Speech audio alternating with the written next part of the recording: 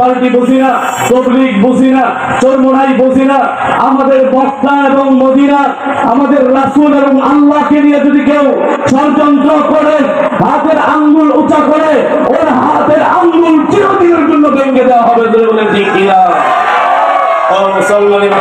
আমি আপনাদের সামনে কোরআনুল কারীমের একটা সূরা থেকে মাত্র 5টা আয়াত তেলাওয়াত করেছি। বলেন কয়টা আয়াত? এই সূরা থেকে 5টা আয়াত তেলাওয়াত করেছি। এই 5টা আয়াত আল্লাহ তাআলা সর্বপ্রথম কোরআন নাযিল করার সর্বপ্রথম নাযিল করেছেন। বলেন আলহামদুলিল্লাহ। এই 5টা আয়াত যে সূরা, সেই সূরার নাম হলো সূরা আলা। এই সূরার প্রথম 5টা আয়াত আল্লাহ তাআলা সর্বপ্রথম বিশ্বনবীর উপর নাযিল করেছেন। এই প্রথম 5টা আয়াতের সর্বপ্রথম যে শব্দটা, সেই শব্দটার নাম হলো ইকরা। কি নাম? আওয়াজ দিয়ে বলতে হবে, কি নাম? ইকরা। ইকরা শব্দের অর্থ হলো পড়ো। আমরা অনেক সময় অনেক কলেজ, ভার্সিটি, মাদ্রাসা, মক্তব, বিভিন্ন কিন্ডারগার্টেন সহ ইকরা নামে অনেক সুন্দর সুন্দর নামের প্রতিষ্ঠান আছে। ইকরা ইউনিভার্সিটি, ইকরা কলেজ, ইকরা স্কুল, ইকরা মাদ্রাসা, ইকরা নুরানি, এরকম অনেক কিছু আছে। ইকরা শব্দের অর্থ হলো পড়ো। শব্দের অর্থ কি? ইকরা শব্দের অর্থ কি? মানে পড়া। আল্লাহ তাআলা পড়ার জন্য বলতেছে ইকরা, আপনি পড়ুন। তাহলে কি পড়বেন? বিসমি রাব্বিকাল্লাযী খালাক। ও মুসলমান ইমানদার, ইকরা বিসমি রাব্বিকাল্লাযী খালাক, এই আয়াতটা আল্লাহ তাআলা নাযিল করে এটাই দুনিয়াবাসীকে শিখাইতেছেন। ও দুনিয়ার মানুষ, সর্বপ্রথম বাচ্চাদেরকে যে পড়ালেখা শিখাইবা, আলাপ আলোচনা শিখাইবা, কথাবার্তা শিখাইবা, এ দুনিয়ার মানুষ রাম আর বাম শিখাইবা না, আব্দুম আর বাগদুম শিখাইবা না। সর্বপ্রথম বাচ্চা যখন কথা বলতে পারবে, সর্বপ্রথম তার শিক্ষা হবে রবের শিক্ষা। জোরে বলেন ঠিক কিনা? সর্বপ্রথম কি শিক্ষা দিব? রবের শিক্ষা। আল্লাহ তাআলা এই জন্য এটা বলতেছেন ইকরা বিসমি রাব্বিকাল্লাযী খালাক। আল্লাহ তাআলা বলতেছেন পড়ুন আপনার প্রভুর নামে, যিনি আপনাকে সৃষ্টি করেছেন। আল্লাহ তাআলার নামে যিনি সৃষ্টি করেছেন, যিনি আমাদের খালেক, যিনি আমাদের মালিক, ওনার জন্য, ওনার নামে, ওনার ওই পড়াটাই পড়ার জন্য রব্বুল আলামিন আপনি আমাদেরকে হুকুম করতেছেন পড়বেন। দুনিয়ার এরপরে অন্য কিছু পড়বেন। আপনি স্কুলের লাইনে পড়েন, জেনারেল লাইনে পড়েন, বাংলা লাইনে পড়েন, যে লাইনে পড়ুক না কেন, সর্বপ্রথম পড়া হবে রবের নামে পড়া। করে বলে ঠিক কিনা? এই জন্য সর্বপ্রথম রবের নামে শিক্ষা যদি আপনি সর্বপ্রথম ভিত্তিটা স্থাপন করতে চান মানুষদের, আমরা মুসলমানদের বাচ্চাদেরকে, পোলাপানদেরকে সর্বপ্রথম যখন 3 থেকে 4 বছর 5 বছর বয়স হবে, আমাদের আঞ্চলিক মসজিদগুলোর বক্তব্যের মধ্যে পাঠাইতে হবে। কারণ বক্তব্যের হুজুর, উলামায়ে কেরাম, ইমাম সাহেব সর্বপ্রথম যে শিক্ষাটা দিবে, এই শিক্ষাটার নাম হলো রবের শিক্ষা। জোরে বলেন ঠিক কিনা? আর যদি মসজিদের ইমাম সাহেবের কাছে না পাঠাইয়া কিন্ডারগার্টেনের মধ্যে পাঠান, সর্বপ্রথম এই শিক্ষা দিবে আগডুম বাগডুম গুড়াডুম সাজিতে সাজিতে চললো ডুলি, ডুলি গেল কমলাপুরি, কমলাপুরির বিয়েটা সূর্য মামার বিয়েটা। বলেন ঠিক কিনা? ও মুসলমান ইমানদার, এরকম অবাস্তব শিক্ষা দিবে। সূর্য মামার সাথে কবে টিয়া পাখির বিয়া হয়েছিল আমি তো শুনি নাই, আমার 14 গোষ্ঠীও কোনোদিন শুনে নাই। ধরে বলেন ঠিক কিনা? টিয়া পাখি একটা ছোট্ট একটা পাখি, সূর্য মামা পৃথিবী থেকে আরো 13 লক্ষ গুণ বড়, এটার সাথে তার কোনো বিয়া শাদী চলে না। কিন্তু এরপরেও আমরা বাচ্চাদেরকে পড়াই। একটা বাচ্চাদের ভিতরে যদি ছোট সময় এরকম ফালতু শিক্ষা যদি তার মাথার মধ্যে ঢোকায় দেওয়া হয়, এই বাচ্চাটার মাথার মধ্যে পড়ে কোরআন হাদিস সহজে আর ঢুকবে না। ওই বাচ্চারা আস্তে আস্তে যখন কোরআন হাদিস থেকে দূরে থেকে বড় হবে, তখন সে উলামায়ে কেরামদেরকে দেখলেই তার ঘৃণা চোখে দেখবে এবং জঙ্গি জঙ্গি বলে ভাব অন্তরের মধ্যে উঠবে। ধরে বলেন ঠিক কিনা? উলামায়ে কেরাম জঙ্গি নয়, উলামায়ে কেরাম সন্ত্রাসী নয়, উলামায়ে কেরাম নবীজির ওয়ারিস, উলামায়ে কেরাম পৃথিবীর মধ্যে সর্বশ্রেষ্ঠ বুজুর্গ আল্লাহ ওয়ালা হলো উলামায়ে কেরাম। ধরে বলেন ঠিক কিনা?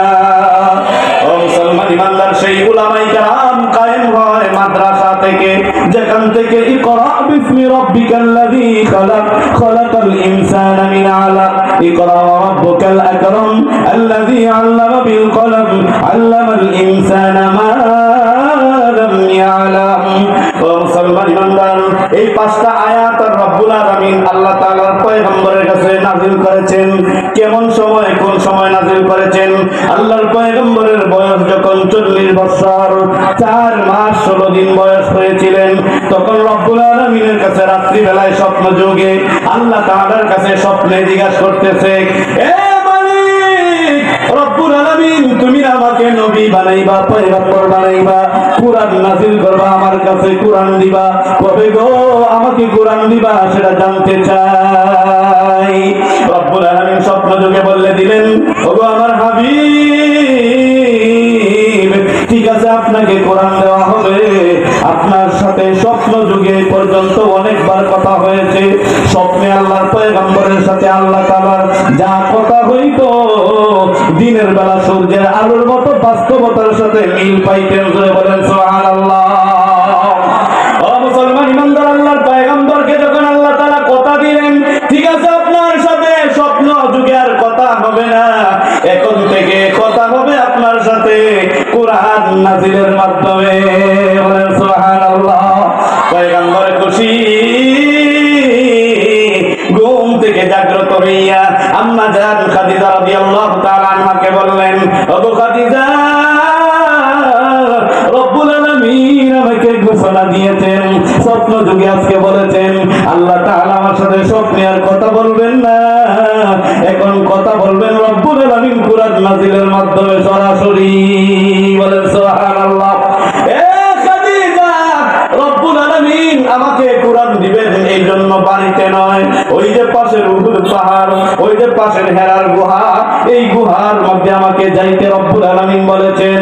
খাদিজা গো, আমাকে রেডি করে দাও, প্রস্তুত করে দাও, আমাকে বাস করে দাও, কাপড় চোপড় পরাইয়া দাও, আমি সেই গুহার মধ্যে গেলে এরপরে রব্বুল আলামিন আমাকে কোরআন দিবেন।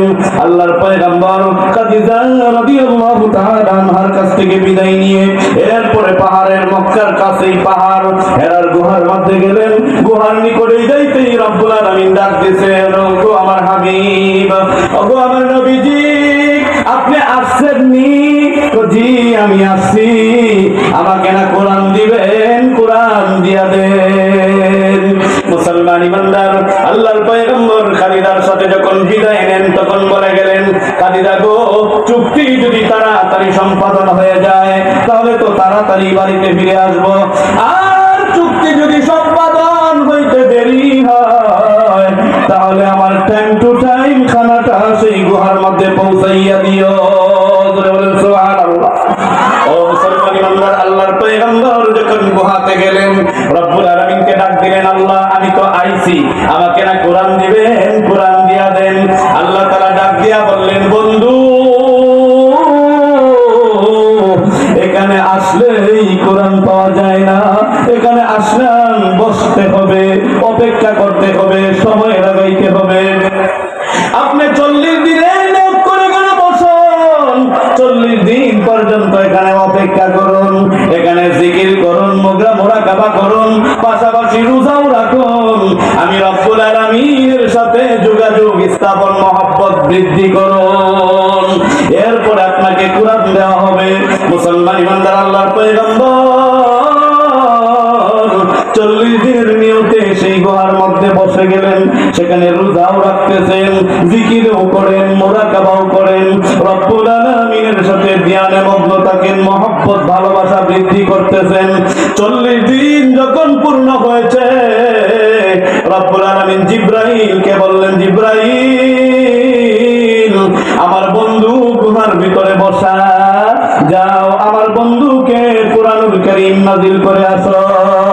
বলেন সুবহানাল্লাহ।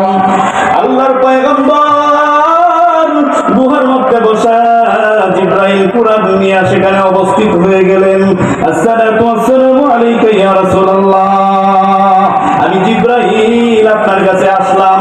সর্বপ্রথম জিবরাইলের সাথে সাক্ষাৎ, এর আগে জিবরাইলের সাথে সাক্ষাৎ নাই, জিবরাইলের সাথে প্রথম সাক্ষাৎ, আল্লাহর পয়গম্বরের সাথে জিবরাইলের প্রথম কথাবার্তা চলতেছে।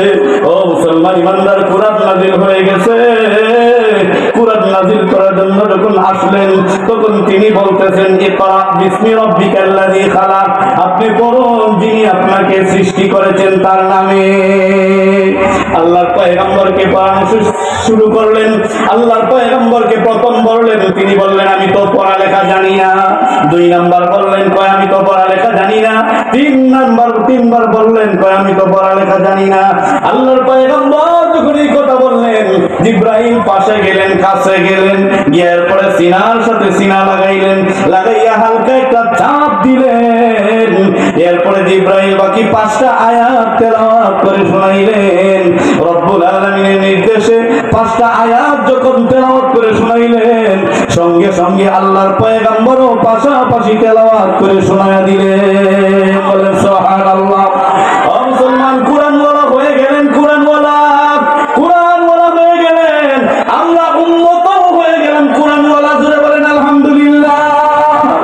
ভাগ্য করে আমাদের কুরআনওয়ালা হয়ে গেলাম আমরা কুরআনের জন্য দরখাস্ত করি নাই, রব্বুল আলামিনের কাছে কোনোদিন বলি নাই, কোনোদিন আবদার করি নাই, কিন্তু আমরা ভাগ্য গুণে আল্লাহর পয়গম্বরের উম্মত হওয়ার কারণে আমরা নিজেরাও কুরআনওয়ালা হয়ে গেলাম। জোরে বলেন ঠিক কি না? ও মুসলমান ইমানদার, কুরআনের অনেক বড় ফজিলত, কুরআনের অনেক বড় ফজিলত। কুরআন যারা শিক্ষা করে, যারা শিক্ষা দেয়, তাদের দুনিয়াতেও সর্বশ্রেষ্ঠ আল্লাহর পয়গম্বর বলেছেন। মুসলমান ইমানদার, যারা কোরআন শিখবে এবং যারা শিখাবে, দুনিয়ার মধ্যে সর্বশ্রেষ্ঠ জাতি এরা আল্লাহর পয়গম্বরের বাণী। জোরে বলেন সুবহানাল্লাহ।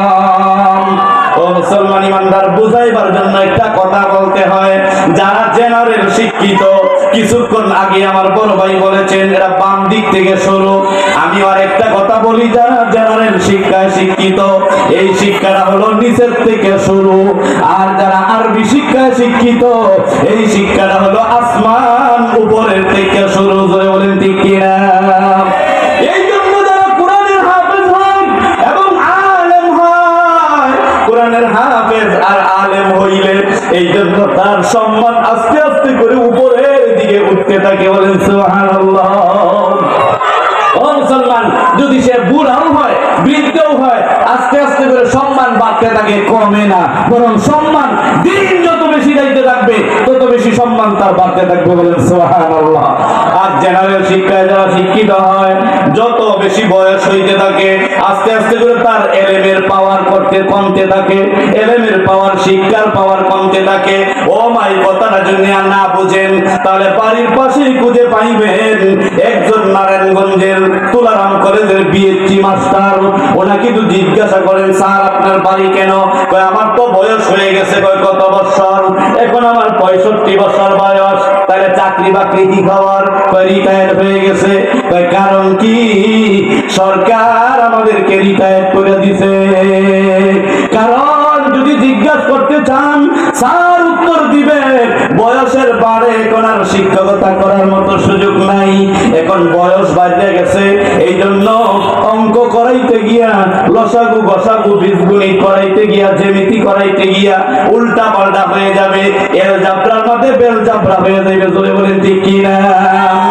ইংলিশ টিচার যখন ইংলিশে লেকচার দিবে, লেকচার দেওয়ার সময় ইংরেজি বাংলা সবকিছু জগা খিচুড়ি বানায় লাইবে, কারণ বয়সের বাড়ে এখন আগের মতো ব্রেনকে আর কাজ করে না। জোরে বলেন ঠিক কিনা?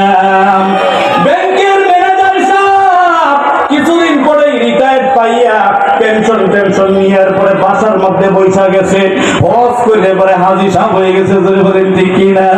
ও মা, হজ করার তো সবাই যাইব। জোরে বলেন ঠিক কিনা? হজ করার জন্য কি আমাদের দরকার আছে না নাই? জোরে বলেন কে কে হজ করার জন্য রাজি আছেন? আল্লাহ তাআলা সকলকে কবুল করুক। জোরে বলেন আমিন।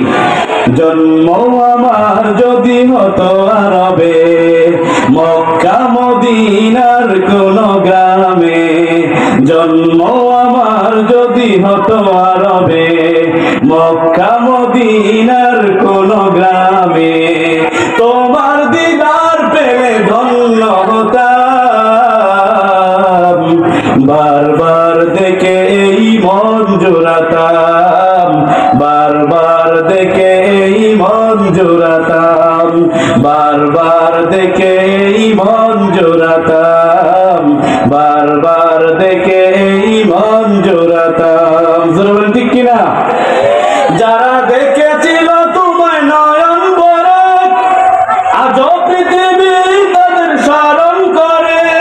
পৃথিবীর ধরনীর সেরা মানুষ হয়েছে তারা, ধরনীর সেরা মানুষ হয়েছে তারা। আমিও তাদের মতো সফল হতাম, বারবার